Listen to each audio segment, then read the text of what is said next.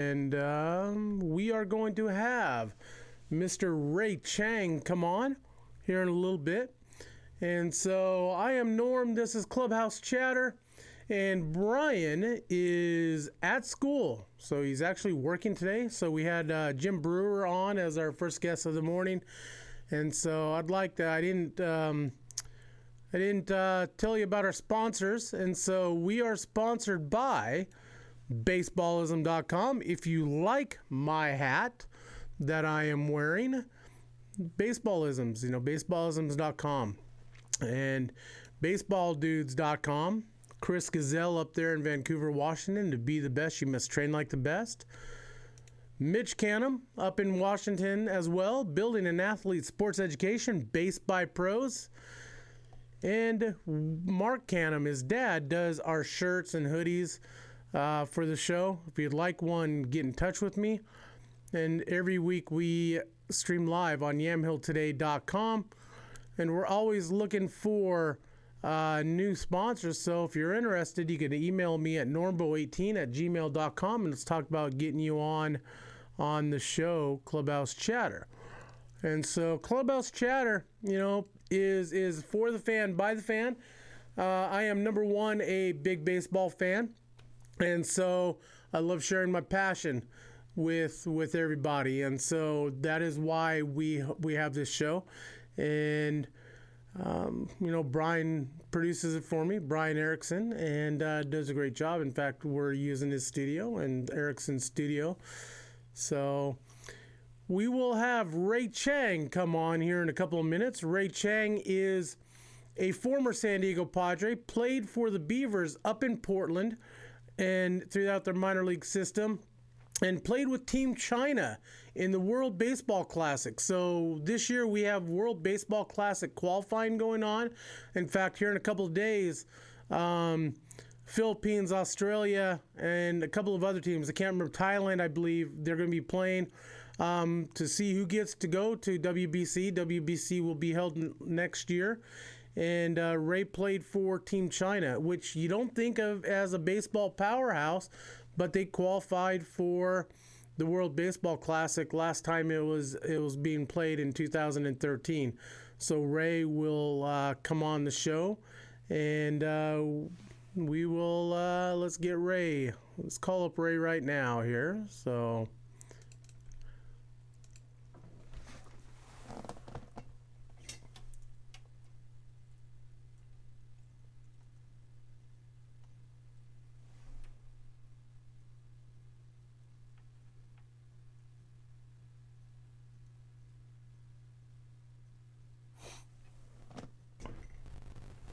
All right. So Ray Chang coming up.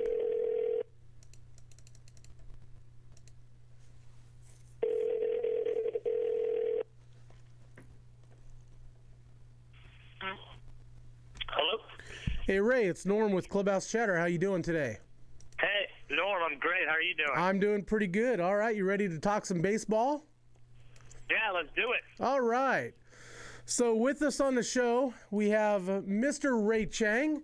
And once again, Ray was a former San Diego Padre. Let's see, you also played with, let me think. The Reds?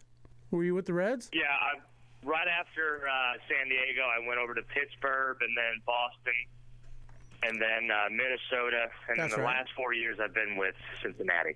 Okay, and are you still with them now? I am, yeah. Currently re-signed back with them about a couple months ago and headed to spring training here shortly. Now, are you on the 40-man roster? No, I'm not. Okay.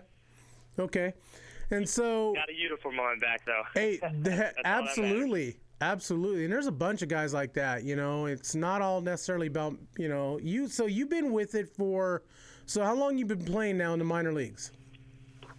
This upcoming year will be my 12th season. Okay. And so, like you said, you got a uniform on your back. So, Exactly. what has been the highlight of your career so far?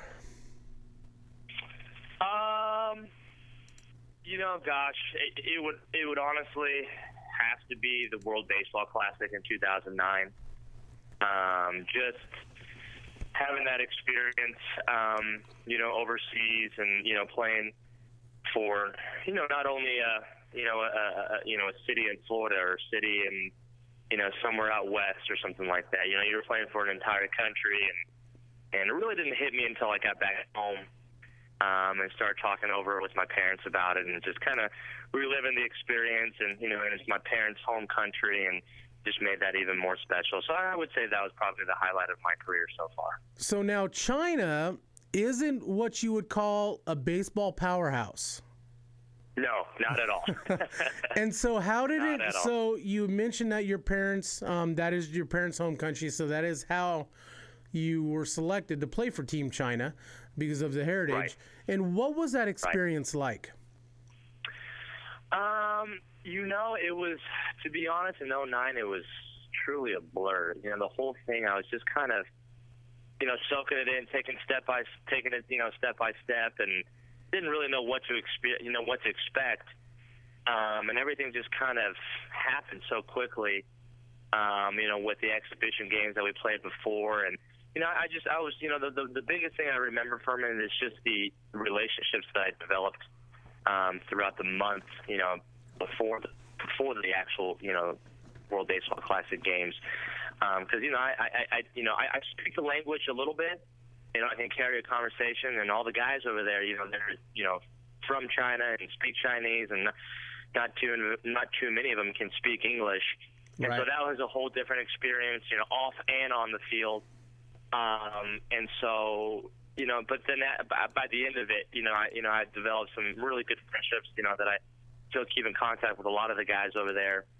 And then having that big win against Taiwan. I mean, Taiwan's a really big, baseball country and a big, rivalry for China. And, I know China has always wanted to beat Taiwan. And having that experience with those guys, I mean, it was such an amazing experience. And like I said, it just happened so fast that you don't really get to enjoy it, during the time.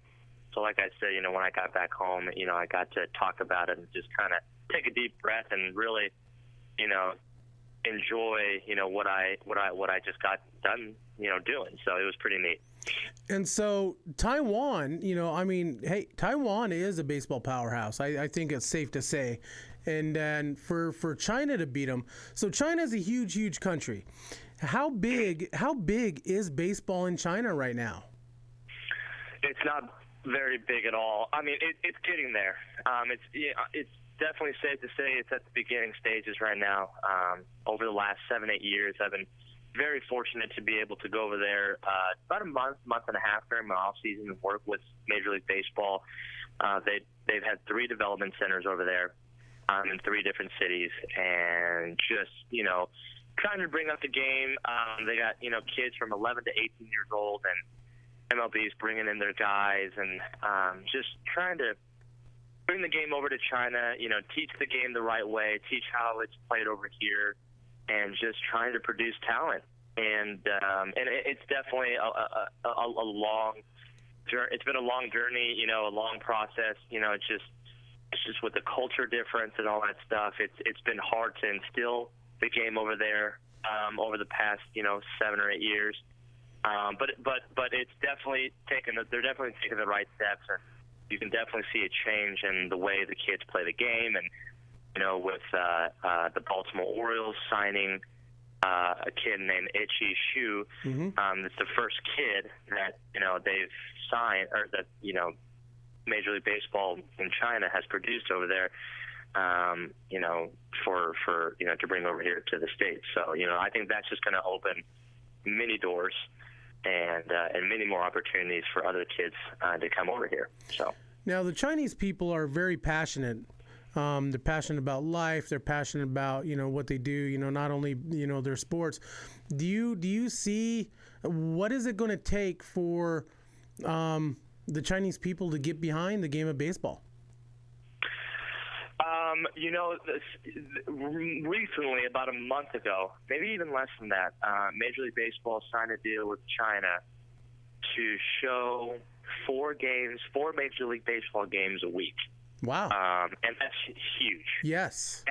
And when I work with the kids over there, they love the game. They're starting to show a passion for the game. But, over here when you're like, oh, okay, whenever you're doing this or whenever you're doing that, there's an end goal. I want to be like this guy. I want to be like, Robinson Cano. I want to be like, Miguel Cabrera. And for them, it's like, well, why are we here? What are we working towards?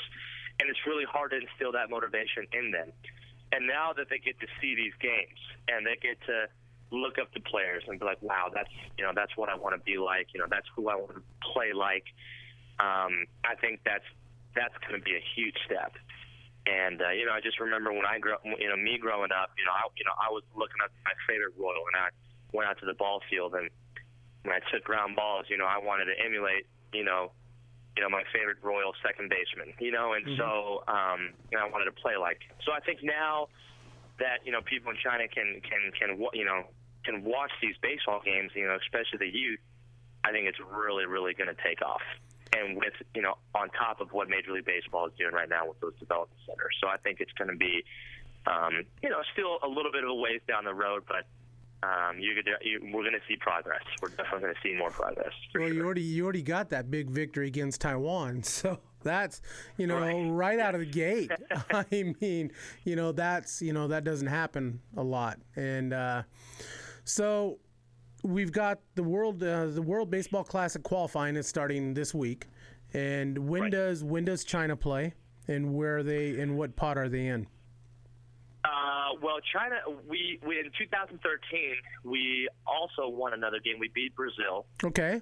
So we qualified for the 2017 World Baseball Classic. Oh, so you guys are already in. Okay.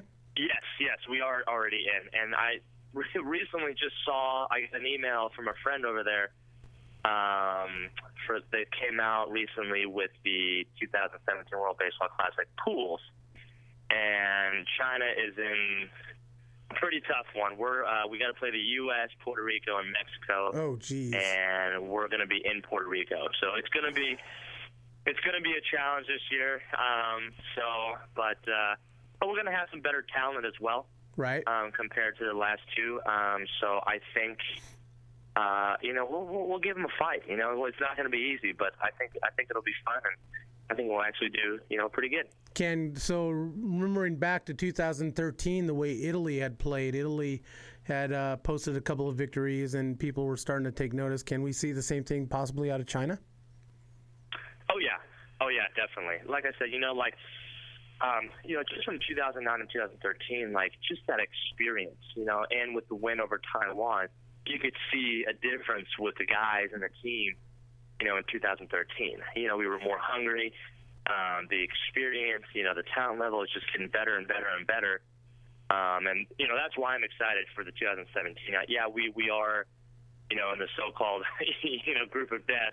Yeah. But, I think with the past two World Baseball Classics under our belt, with the more experience and just the better overall play, I think we'll hold our own. I really do. I think it'll be a good challenge for all of us, and and for myself, and I'm really excited. I'm extremely pumped to get this thing going, and I can't believe it's already here. Oh, I know. So. I love the World Baseball Classic. I love seeing the passion and watching, having worked in the minor leagues and stuff like that, and watching you guys play, the grind and stuff,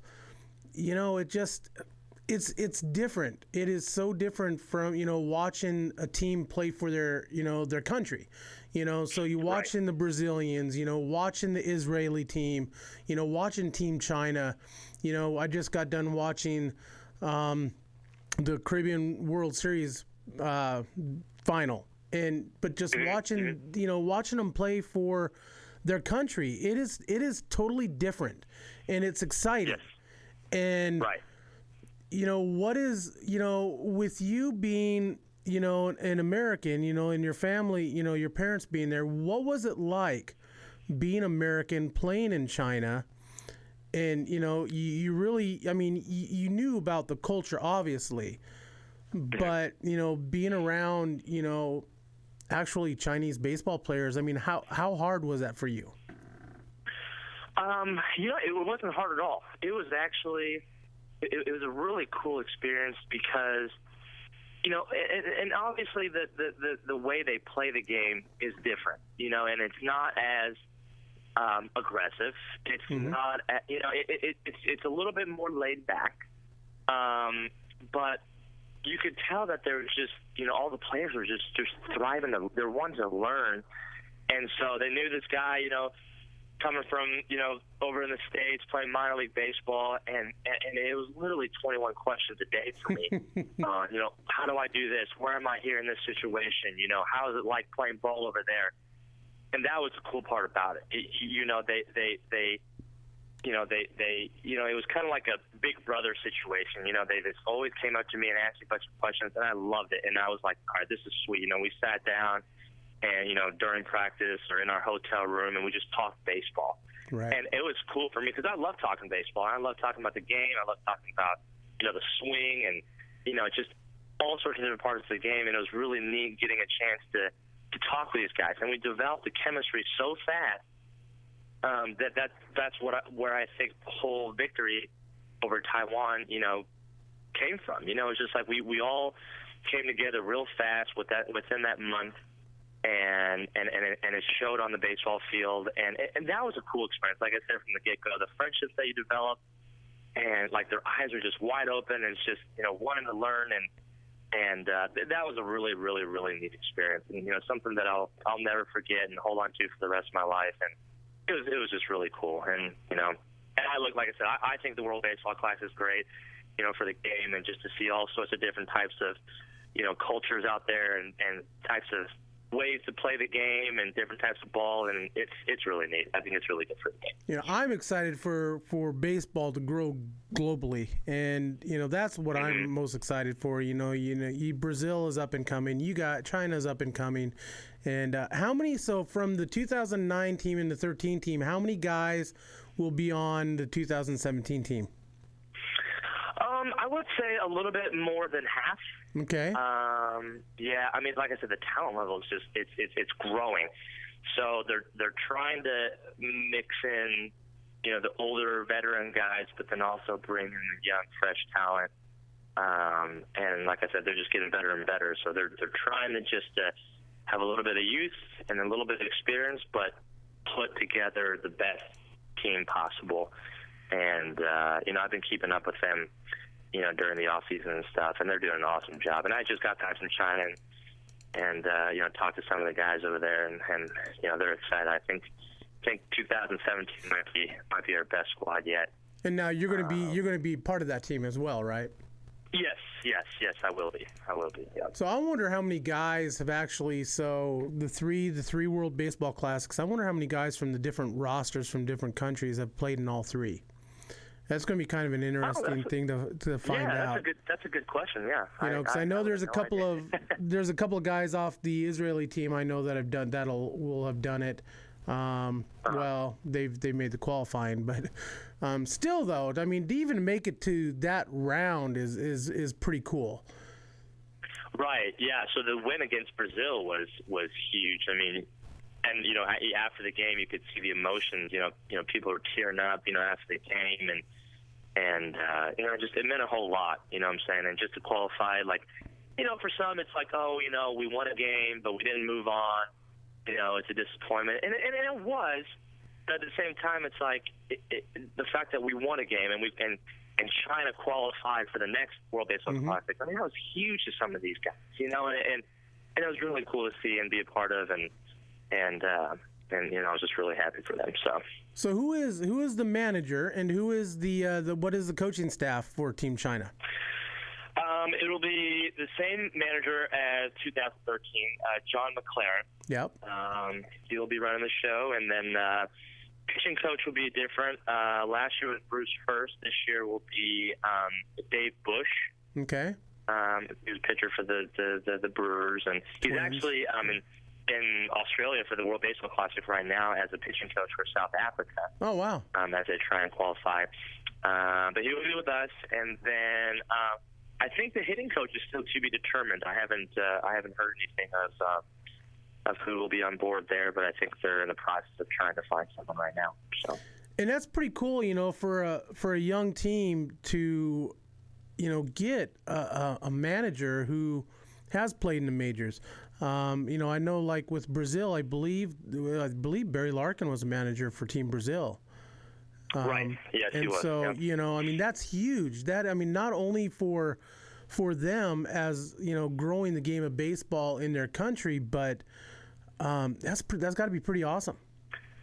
Yeah, you could tell, too. Like with Brazil, they had to qualify for the 2013 Classic, and they just started upsetting all these, big, powerhouse countries and stuff, and snuck in there to the World Baseball Classic, and it shows. It shows that having an experienced manager like Barry Larkin on their side really helped out a lot. And same thing with us. The month before the World Baseball Classic in 2013, we got a chance to play a bunch of exhibition games in Arizona, and just having dinner together and celebrating the Chinese New Year together. It was cool that John and Bruce and Art Howes, our hitting coach, in 2013, just to be a part of that. I think it was really cool from both sides of it. With the players, hanging out with the big league coaches, and the big league coaches hanging out with the Chinese players, and it's really cool. And John does a really good job, with all the players and making practice fun. But at the same time, we're his motto is, get better every day. First thing he says when he gets to the field, and the last thing he says, when we leave the field is, hopefully we got better today, about getting better every day. So yeah, it's great.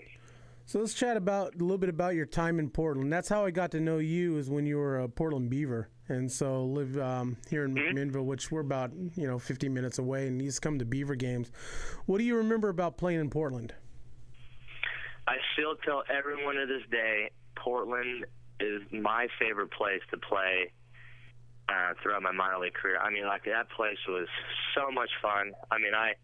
I love the weather. Now, I didn't experience Portland weather, during the winter or fall. Right. But, man, in the summer, goodness gracious, it was perfect weather to play every single day. Even if it did rain, it was like a mist. The stadium was outstanding. Just, left field with the wall, with the ivy, and then the train going across. It was awesome. And obviously the turf infield as an infielder, man, no bad hops. That's right. It was so much fun. Right in the middle of downtown with the transportation, the Max. Yep. Easy transportation and all that stuff. The great food, a lot of things to do. I loved it. I loved it a lot, and had a lot of good managers. In the 3 years I was there, and it was cool. Yeah, I really enjoyed it. It's kind of stinks a little bit that there's no baseball team anymore, but I understand soccer teams over there now. But it was a fantastic place to play baseball. It actually stinks a lot, because I think Portland is a baseball city. I really do. And I'm not 100% sure what happened with the Beavers and whatnot, but I don't know, maybe a smaller stadium, but I loved the ballpark. I had said numerous times that if they ever decided to tear down that ballpark, that I would chain myself to it. I absolutely loved going to games up there. Yeah, and right. And they've done a good job up there with the soccer, with the Portland Timbers and stuff, but baseball belongs in Portland. I'm not 100% sure that it's a major league city at this time. Maybe down the road, but at least a AAA team. Right. I totally agree with that. It was just something about the feel of downtown and the city and the stadium all kind of combined together. Every time I went to the field, I just had so much energy. You got a lot of minor league stadiums out there now. It's just like, you pull up and you're like, oh my goodness, we're going to have to find it deep down, some energy to get going for this game, and but every time you walk in the next stadium, it's like, man, it's like it feels like a big league stadium, and being in the heart of downtown with all those people, and I loved it, and I was fortunate enough to play in the other Portland on the other side of the country, in Maine. And I always tell people, both Portlands by far my two favorite places to play, and I miss them. I miss them both. So now you have played with a ton of ball players who have made the majors. Can you give me one or two guys who, for whatever reason, I mean, they were great ball players, and for whatever reason that they injury or just burned out, that you were kind of surprised that they didn't make it?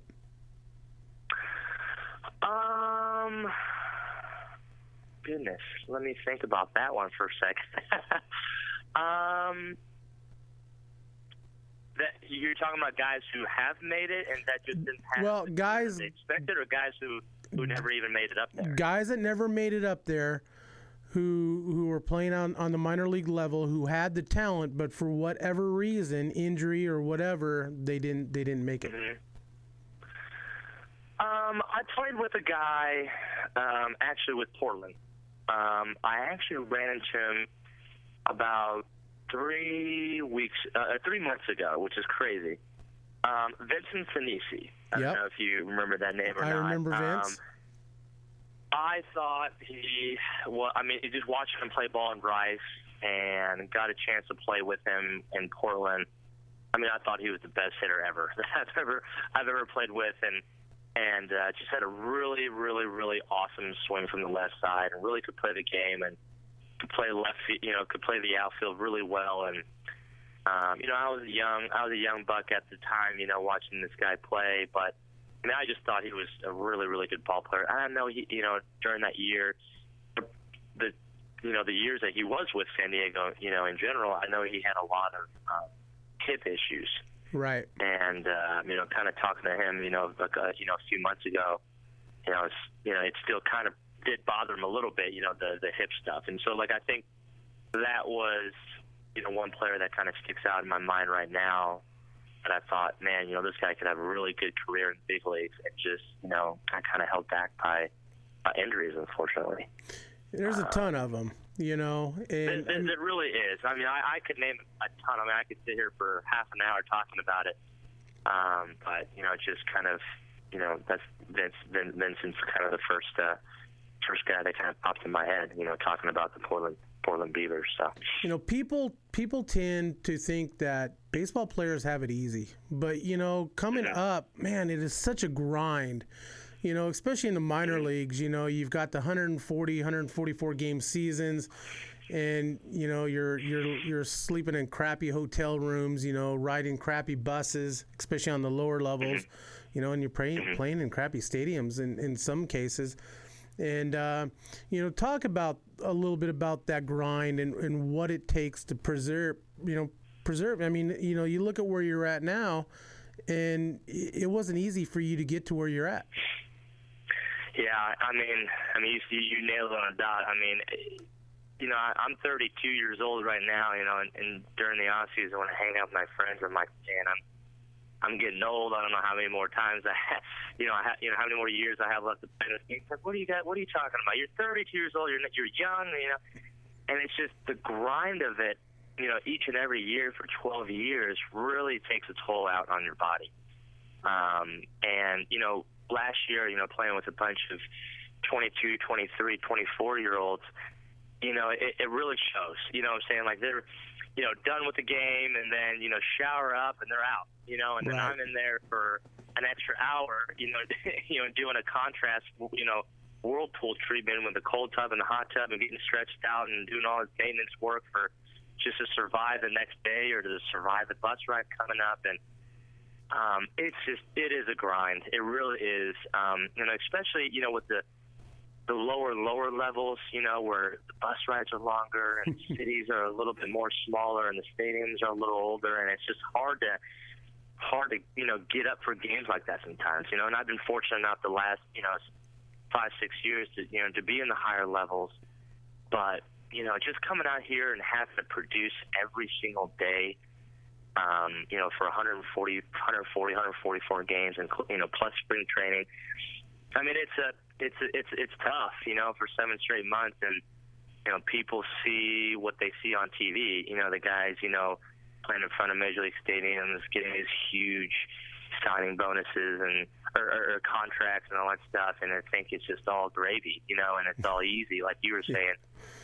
but the behind-the-scenes stuff, just maintaining your body and having to come to the ball field, each and every day and be prepared, because it doesn't matter what you did the day before. You go 4 for 4, but the next day you got to do it again, and again and again and again for 7 straight months, the long bus rides. And it's just a long season, long days, and it's tough. And during the off season, you definitely feel it, with your body and with your mind, just trying to wind down and everything. So I've really appreciated my off seasons more and more, as the years have gone on, just to really take care of myself and be ready for the upcoming season. What was the best advice ever given to you in baseball? The best advice that I've ever gotten is out of college. I've had a unique style of playing, and I had one coach tell me early on in my career that because a lot of people were kind of trying to change my style of play and yada yada yada, but he was like, this is what got you here. You've been doing this your entire life. Someone obviously saw something in you. Stick with what you do best. Stick with what got you here. And I had to make some tweaks and adjustments during my career, obviously, but my style of play never changed. And the style of play that I take out there every day is what I feel comfortable with. And at the end of the day, you look at all these swings. You have so many different swings in baseball. There's not one. There's not 1, 2 guys that have the same swing, and so that's what they're comfortable with, and that's what they succeed with, and that's why they're there. And with me, my style of play on the field, defensively is a little bit more unique than others, but it's what's comfortable to me, and I've stuck with it. And like I said, I've made some minor adjustments and tweaks to help me play for 11, 12 years, but pretty much I've stuck with my game plan and stuck with my style and what I'm comfortable with, and so far it's been all right. So yeah. So one final question for you. So 20 years down the road, where is baseball in China going to be? I think it's going to be it's going to belong in one of the powerhouses over there in Asia, with Japan, Korea, and Taiwan. I'm a firm believer, 10, 15, 20 years from now, it'll be up there. I think MLB is doing an amazing job of bringing it over their guys and using their resources and to make the game, popular over there and getting those kids to play the game the right way and develop talent the right way. And I think in, like I said, 15, 20 years, it's going to be, right up there with the other 3 powerhouses over there. And we're going to see, hopefully, the first born Chinese baseball player play the big leagues, by that time too. And so I'm excited. It's really cool being a part of the beginning stages, of this process, and I'm excited. 20 years from now, I'm excited to see what happens, and hopefully, they'll get big. So yeah. I hope to see that as well. I definitely, like I said, I definitely like to see the progress of baseball worldwide, and you got the traditional powers. And let's see some new powers. Let's see some new blood step up. Israel, Brazil, China, the Philippines. Let's see some of those guys. And once again, Mr. Ray Chang. Ray, it's always a pleasure chatting with you. And thanks for coming on the show. Norm, thank you very much for inviting me. That was a lot of fun. I appreciate it. All right. Hey, not a problem, Ray. Thank you very much. Okay. Take care. Bye. All right, once again, Mr. Ray Chang. And so you got the World Baseball qualifying coming up, Australia. And so it's pretty exciting, baseball worldwide. I'm on board. I've chatted with probably half the Israeli team from 2013. And it's pretty exciting to see baseball grow worldwide. So I'm Norm. This is Clubhouse Chatter. Producer Brian is at school working, And so we are sponsored by baseballisms.com. If you like my hat, you can buy it at baseballisms.com and check them out. We are also sponsored by baseballdudes.com. Chris Gazelle up there in Vancouver, Washington. And he's got some stuff that you can go on and buy as well. And so, Baseball Dude's hat with the lefty. We're also sponsored by Base by Pros, Mitch Canham up there in Washington, building an athlete sports education. Base by Pros, check them out at basebypros.com. We have shirts and hoodies available for you, Clubhouse Chatter stuff. You let me know if you want some. You can go ahead and email me at normbo18@gmail.com. And if you're looking to sponsor Clubhouse Chatter, hey, let's chat. So we stream live all the time every Tuesday on yamhilltoday.com. Check us out, and every Tuesday night we'll be streaming live. So you are listening to Clubhouse Chatter. We will be back at 5:30. So 5:30, my guest will be Gary Wheelock. So he's a longtime Seattle Mariners employee. He played with the Mariners, and he has coached in their organization for 30-some years. And then at 6:15, we're going to have McMinnville native Brad Davidson, co-founder of Stark. He is a fitness guru down in California, and he's going to talk about, he has written a new book, 21-day metallic, I can't even say it. I'm not even going to bother. And so anyways, he's going to come on and talk about his book and talk about some of the clients he's worked with, and talk about good old times in McMinnville, Oregon. And so once again, I'm Norm. Thanks for listening, and we will see you at 5:30.